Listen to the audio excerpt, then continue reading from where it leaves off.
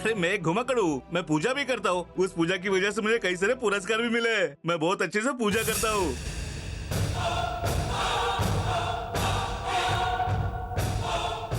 मैं एक घुमक्कड़ हूँ, जहाँ रुकता हूँ वही मेरा घर है। लोग अलग अलग नामों से मुझे बुलाते हैं, वही मेरा नाम हो जाता है।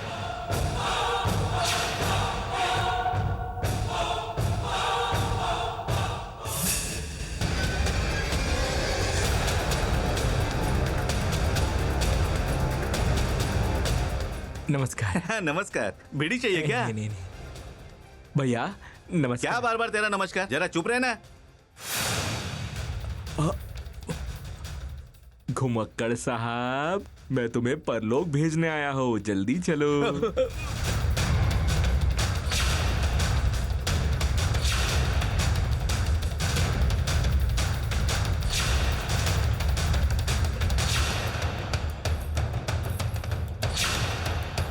चाची, ये सब आप क्या कर रहे हैं?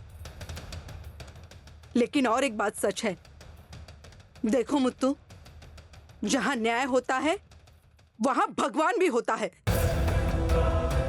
मुझे मेरी मां चामुंडेश्वरी पर पूरा विश्वास है। वो हमेशा हमारे साथ है। वो हमें जरूर न्याय देगी। चाची, ये सब छोड़ दीजिए, आप मेरी बात तो सुनिए। बेली, बैठो यहाँ। चाची, जिद छोड़ दीजिए, मेरी बात तो सुनिए। बैठो बोला ना, बैठ जाओ। बैठ जाओ बेली। चाची, मेरी बात तो सुनिए। छोटी माँ, अब आप ही इन्हें समझा सकती हो। मुत्तू, तुम इन लोगों से बिल्कुल मत डरो। ये डराने वाले मरते नहीं हैं, इनकी बातों में मत आओ। हमें विश्वास है हम नहीं मरेंगे। शाम तक किसी भी हाल में आपके गहने मिल जाएंगे। वो गहने आपको देकर आपके चेहरे की खुशी हम भी देखना चाहते हैं। बेली, क्यों रो रही हो? तेरी देवी पर तेरा भरोसा है ना? वो कभी हमारा साथ नहीं छोड़ेगी। बैठ जाओ, जल्दी बैठ जाओ।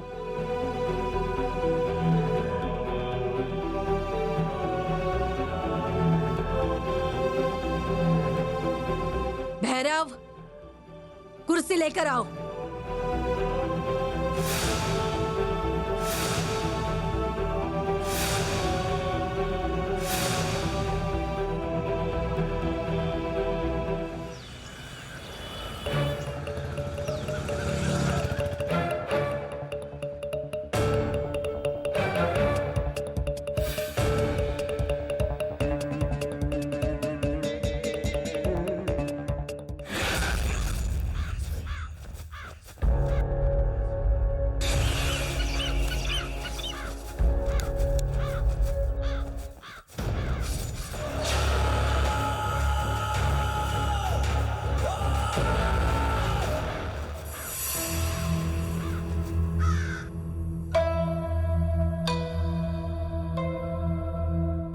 इस कौवे का मैंने क्या बिगाड़ा है?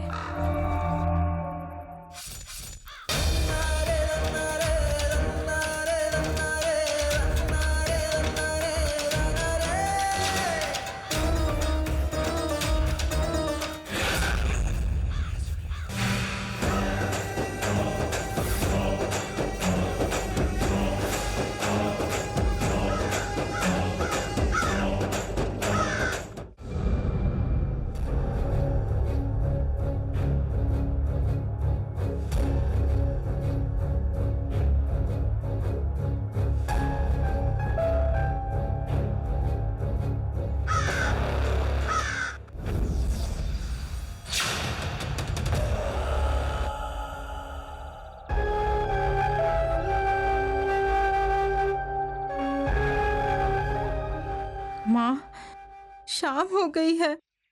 अब मुझे सच में डर लग रहा है। हमसे थोड़ी ना कोई गलती हुई है।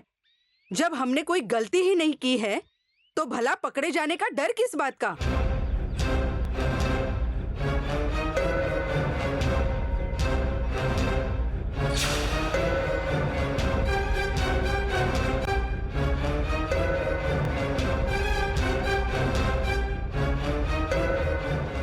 चाची, मैं आपको ऐसे धूप में बैठे हुए नहीं देख सकता।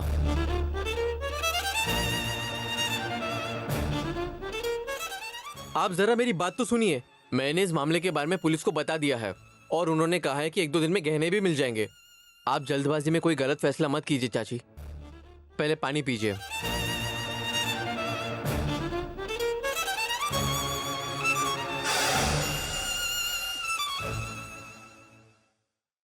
बेली, तुम तो मेरी बात सुनो। लो पानी पी लो। लो बेली।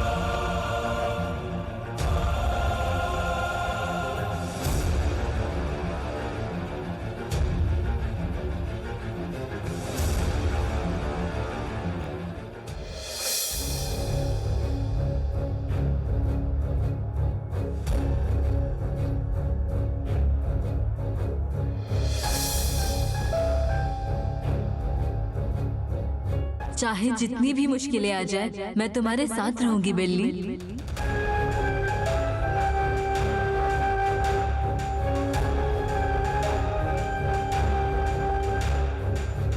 हे देवी चामुंडेश्वरी, हम पर जो इल्जाम लगाया गया है उससे मुक्त कर दो।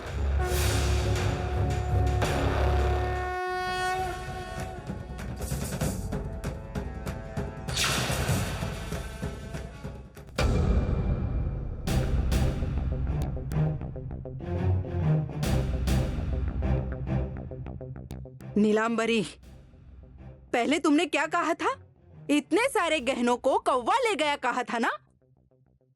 अब वही कौवा आकर इसे छोड़ गया है। अब इसे तुम क्या कहोगी?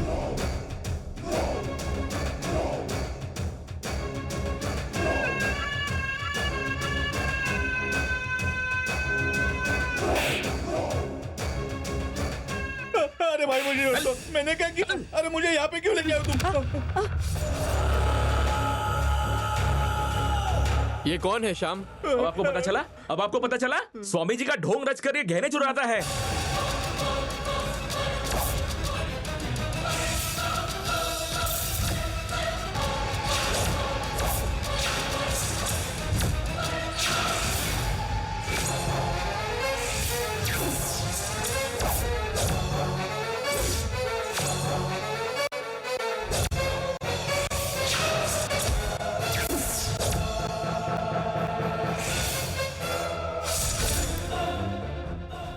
चल बोल। मेरी बेटी ने क्या किया? हाँ बोल बोल, क्या किया मेरी बेटी ने?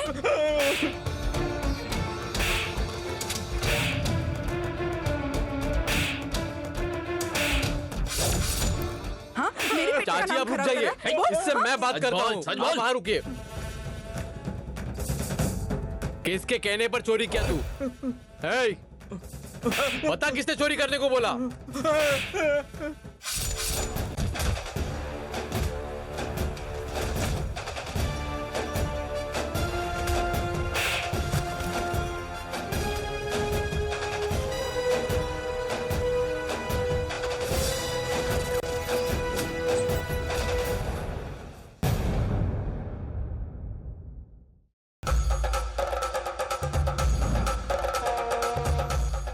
मुझे मारिए मत, मैं सब कुछ बताता हूँ। मुझे ये सब कुछ करने के लिए आपके भाई ने कहा था।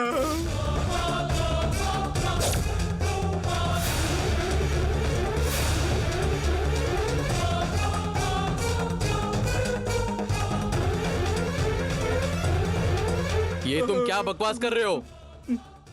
मैं सच कह रहा हूँ, आपके भाई ने ही कहा था। भैरव, भैरव यहाँ आओ।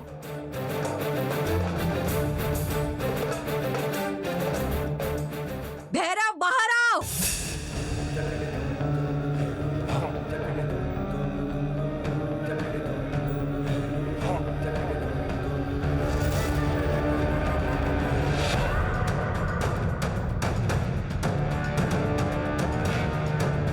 मेरे सामने आओ भैरव।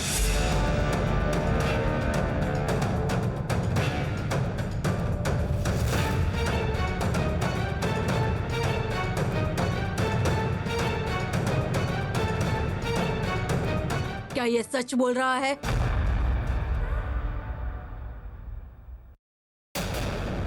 बताओ, क्या ये सच है?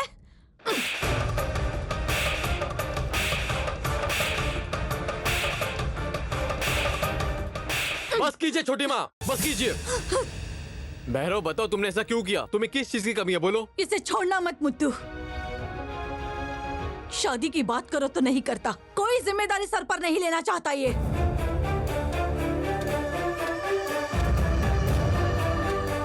मैं आज इसे नहीं छोड़ूंगी। बोलो क्यों किया? क्यों किया तुमने ऐसा? इस घर में क्या कमी थी तुम्हें बताओ? पूरे घर की इज्जत मिट्टी में मिलाकर रख दी तुमने, क्यों किया ऐसा? छोटी माँ आप जरा शांत हो जाइए। छोटी माँ तुमने ऐसा क्यों किया? भैरव क्यों किया, बताओ। पूरे गांव के सामने हमारी इज्जत का तमाशा बना दिया। एक पल भी मेरी आंखों के सामने रहना तो ध्यान में रखना। निकल जाओ यहाँ से। जाओ, कहा ना। इसे जाने दो छोटी माँ, गांव वालों के सामने हमारी क्या इज्जत रह जाएगी। इस मामले को हम यही खत्म करते हैं। भैरव अंदर जाओ। भैरव अभी के अभी घर के अंदर जाओ। जाओ मतलब जाओ।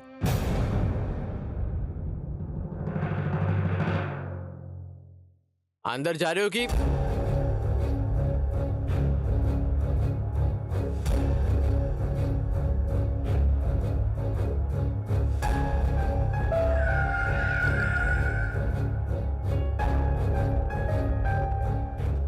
आप उसे ज्यादा मत डांटिए छोटी माँ।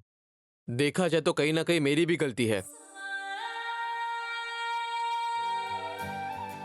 अगर मैंने दूसरी शादी की होती तो भैरव की भी शादी हो जाती। जिंदगी का मतलब समझकर वो जिम्मेदार हो जाता।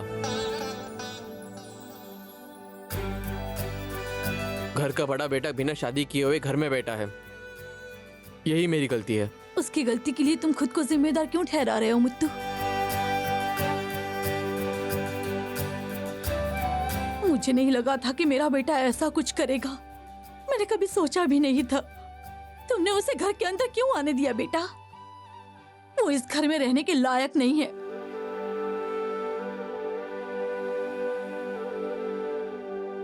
मैं मर भी जाऊं तो भी उसे कोई फर्क नहीं पड़ेगा मुत्तू।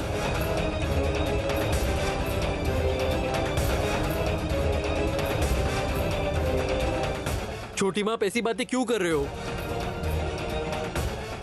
अब सब ठीक हो गया है ना? वो बात अभी छोड़ दीजिए। चाहे कुछ भी हो जाए, आखिर में वो तो मेरा भाई है ना। जब उसके बड़े भाई ने सबके सामने से चोर कहा तब उसे कितना बुरा लगा होगा। उसकी सजा उसे मिलनी ही चाहिए मुत्तू। उसकी वजह से मैंने बेल्ली पर आरोप लगाया, उसे चोर कहकर इस घर से बाहर निकाल दिया।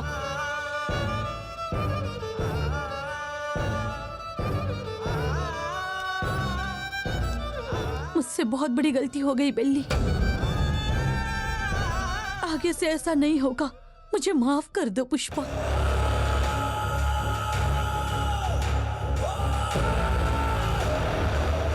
अरे छोटी माँ ये आप क्या कर रहे हो? उठ जाइए।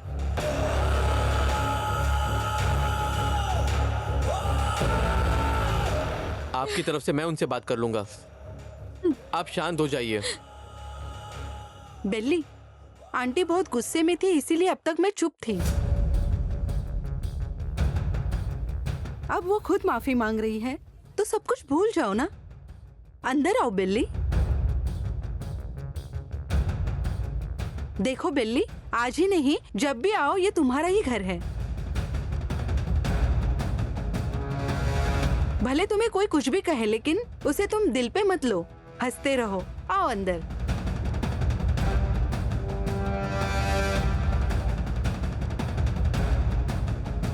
मुत्तू, ये लो तुम्हारे गहने।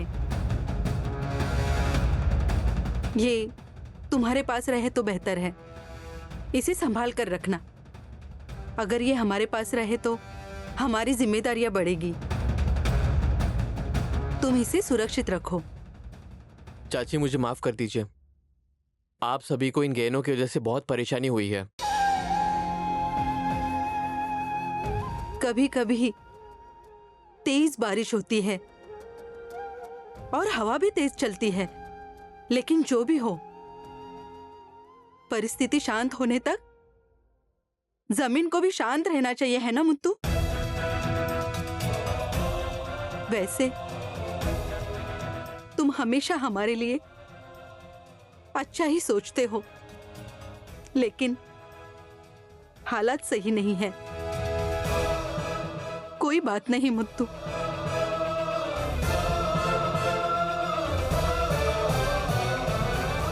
आज के बाद जिंदगी में चाहे कुछ भी हो जाए, आप लोगों को डरने की कोई जरूरत नहीं है, समझे?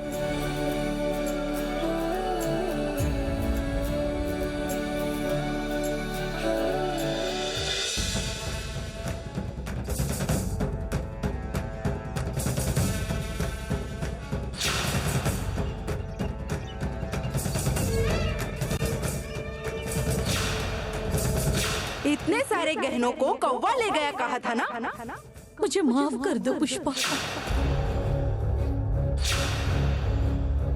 मेरी बेइज्जती करवाओगे तो करवा लो, और किस किस से कितनी बेइज्जती करवानी है करवा लो, लेकिन किसी से डरती नहीं है ये नीलांबरी।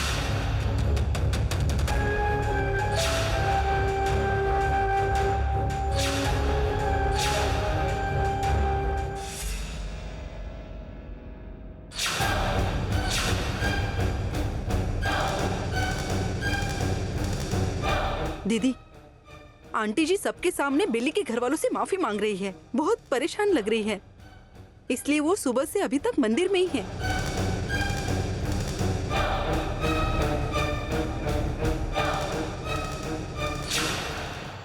आप एक बार उनसे बात कर लीजिए ना, शायद आपको कुछ बता दे। ठीक है।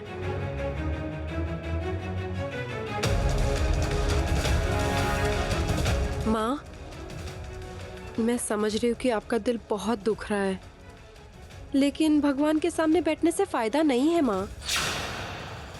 आंटी जी, हमारे घर से जो गहने चोरी हुए हैं ना, वो किसने चुराया अभी पता चला। वो कोई और नहीं, हमारे घर के नौकरानी है।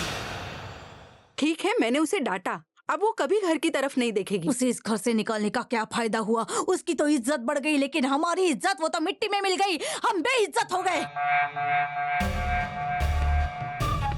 इस नीलांबरी को देखते ही सब लोग हाथ जोड़कर नमस्ते किया करते थे। अब शहर के लोगों के सामने कैसे मुंह दिखाऊं?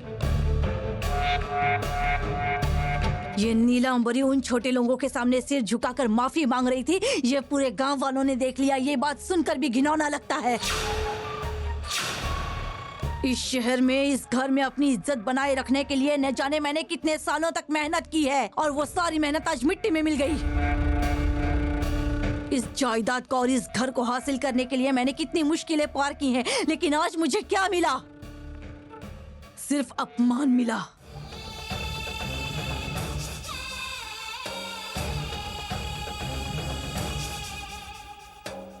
जो इज्जत चली गई है वो मुझे वापस चाहिए।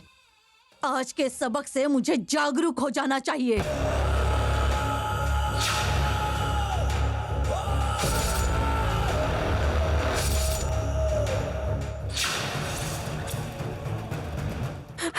ये क्या कर रही हो? ये क्या कर रहे हो? छोड़ो चाची, हाथ हटाओ माँ। ऐसा मत कीजिए आंटी जी। छोड़ मुझे दीजिए शर्मिला। आंटी जी, छोड़ दीजिए आंटी जी। मैंने कहा ना, हाथ छोड़ो। जलाने से कुछ नहीं होगा, हाथ हटाओ मुझे आप, माँ। दर्द होना ही चाहिए। मेरा ये हाथ देखो। जब भी मैं इस हाथ को देखूंगी तो मेरा दर्द और मेरा गुस्सा जिंदा रहना चाहिए। मेरे अपमान का अंत होना ही चाहिए। माँ मत करो माँ, हाथ हटाओ। माँ सुनो। इतने सालों से जिस चीज को पाने के लिए मैं मेहनत कर रही थी वो मुझे हासिल करनी ही होगी। उसके लिए चाहे मुझे कुछ भी क्यों ना करना पड़े, मैं मेरे लक्ष्य तक पहुंच के ही रहूंगी। माँ ऐसा मत करो माँ, हम सब अभी भी जिंदा है माँ। अगर आप ऐसा फैसला लेंगे तो हम सभी दुखी होंगे माँ। क्या कहा? ये सब तुम्हारे लिए ही तो कर रही हूं। तुम सब खुश रहो इसलिए पुष्पा के पैरों पर गिरकर माफी मांगी, लेकिन इससे जो बेइज्जती हुई वो कोई नहीं रोक पाया। सब चुपचाप खड़े देखते रहे।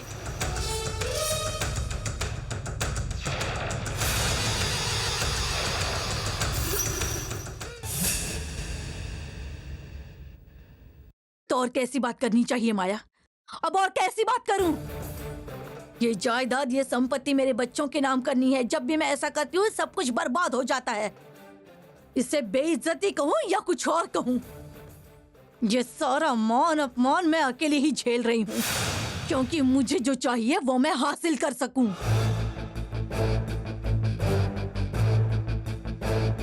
उस बेली की आने की वजह से हमेशा मैं हारती हूँ, मेरा अपमान होता है। ये जुनून कहीं मुझसे दूर ना हो जाए, इसलिए मैंने खुद को चोट पहुंचाई ताकि जब भी इस चोट को देखूं मुझे उस जुनून की याद आए। ताकि जब भी इस चोट को देखूं मेरा जीतने का जुनून मुझे याद आता रहे। ये याद दिलाता रहेगा शर्मिला।